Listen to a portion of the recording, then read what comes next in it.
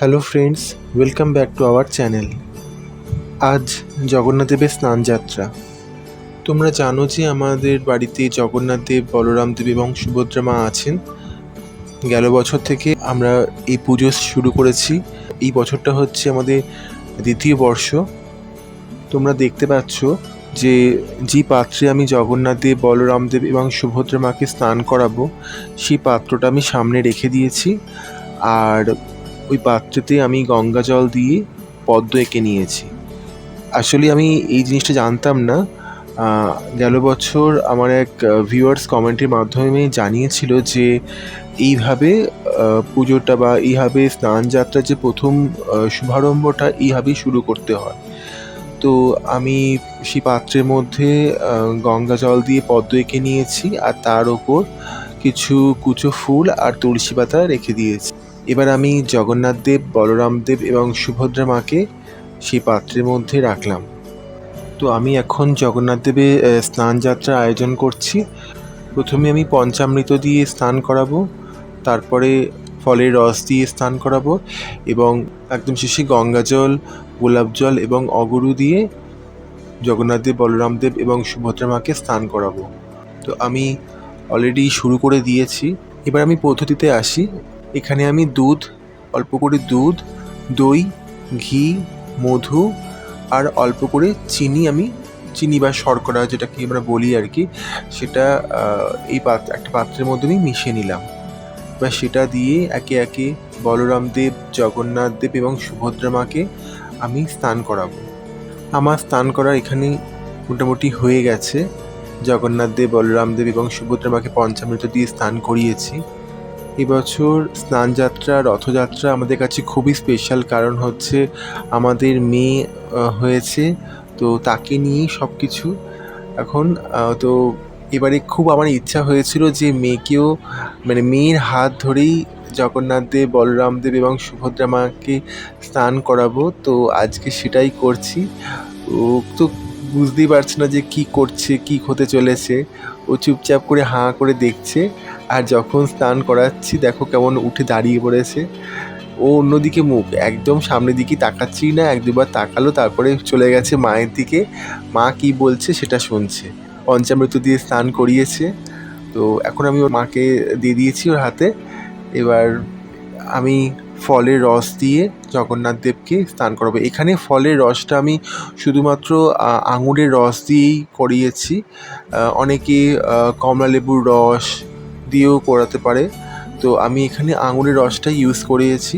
তো মেহুলি আমাকে এটা খুব হেল্প করেছে। কিছু আঙুর চিপে আর রস বার করে রেখেছিল, সেটা দিয়ে আমি জগন্নাথ দেব, বলরাম দেব এবং সুভদ্রা মাকে স্নান করালাম। এবার আসি শেষ পর্ব যেটা আছে সেটা হচ্ছে গঙ্গা জল। ঘটিতে গঙ্গা জল, গোলাপ জল আর অগরু নিয়েছি। জগন্নাথ দেব, বলরাম দেব এবং সুভদ্রা মাকে স্নান করালাম। এরপর আমি চন্দনের প্রলেপ দিয়ে দিলাম জগন্নাথ দেব, বলরাম এবং সুভদ্রা মাকে এক এক করে, এবং চন্দন দেওয়ার পর আমার পুরোপুরি স্নান যাত্রা মোটামুটি আজকের মতো আমি সমাপ্ত করলাম।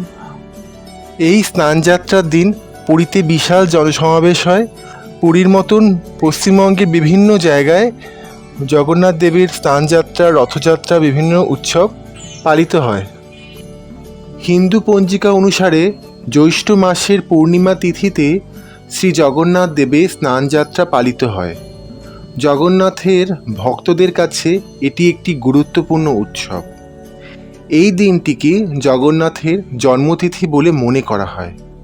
পুরীতে স্নানযাত্রা উপলক্ষে জগন্নাথ, বলরাম ও সুভদ্রাকে স্নান করানো হয়। এই দৃশ্য চাক্ষুষ করতে এদিন পুরীতে ভিড় হয় প্রচুর মানুষের। জগন্নাথের ভক্তের বিশ্বাস, স্নানযাত্রার দিন যদি জগন্নাথ দেবকে দর্শন করা যায় তাহলে সকল পাপ থেকে মুক্তি মেলা সম্ভব। এই জন্য অসংখ্য ভক্ত স্নানযাত্রার উপলক্ষে পুরীর মন্দিরে দর্শনে যান। স্কন্দপুরাণে বলা হয়েছে, পুরীর মন্দিরে বিগ্রহ প্রতিষ্ঠার পরেই প্রথমবার রাজা ইন্দ্রদম্ন এই অনুষ্ঠানের আয়োজন করেছিলেন।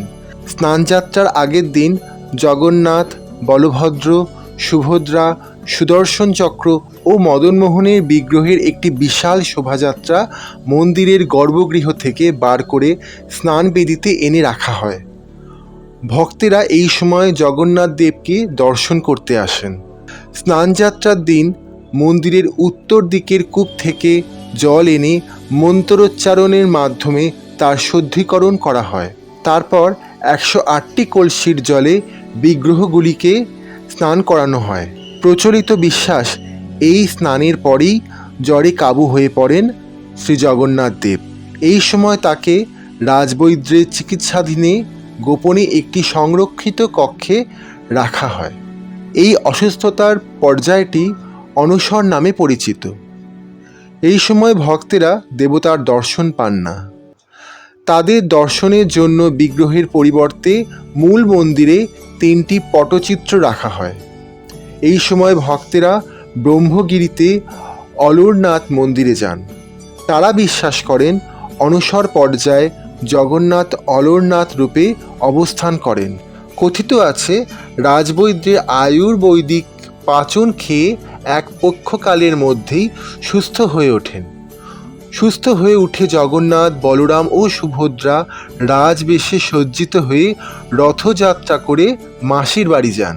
এবার আমি দেবতাদের নতুন যে পোশাক আছে সেই পোশাক আমি পরাবো। তো দেখো কত সুন্দর লাগছে। এই পোশাকগুলো আমি কিনেছি কাল পরশু দিনই কিনেছি আর কি। এত সুন্দর দেখতে, আমি দোকানে গিয়ে আমার দেখেই চমকে গেলাম। আমি 3টে সেট নিয়েছিলাম। একটা তো নিয়েছি স্নানযাত্রার দিন পরার জন্য আজকে, আর একটা রথযাত্রার দিন পরবে, আর একটা উল্টো রথের দিন পরবে। তো আজকে যে পোশাকটা পরেছে সত্যি খুব চমক, খুব ভালো লাগছে। আর সব থেকে বিশেষ ব্যাপারটা সেটা হচ্ছে যে এই মাথায় যে মুকুটটা পড়ে আছে আমাদের জগন্নাথ দেব, বলরাম দেব এবং সুভদ্রা মা, এই মুকুটগুলো আমরা আগের দিন রাত্রে বানিয়েছি। আমি আর মেহুলি দুজনে মিলে সারা রাত ধরে প্রায় যথাসাধ্য আর কি চেষ্টা করেছি। জানি না, আমার খুব ইচ্ছা ছিল যে জগন্নাথ দেবকে নিজের হাতে কিছু একটা করে দেবো। আমার জগন্নাথ দেবের পোশাক বানানোর খুব ইচ্ছা ছিল, তো অতটা টাইম আমি পাইনি, হাতে একদমই টাইম পাইনি। তো দোকান থেকে আমি কিনে সেই পোশাকটা পরিয়েছি, আর ভাবলাম যে না, এবারে আমাকে কিছু করতেই হবে একটা জগন্নাথ দেবের জন্য, যে মাথার মুকুটটা আমি নিজের হাতে তৈরি করব। তো আমি আর মেহুলি প্রায় রাত 2টো বেজে গেছে, আমরা মুকুটগুলো বানিয়ে চলেছি।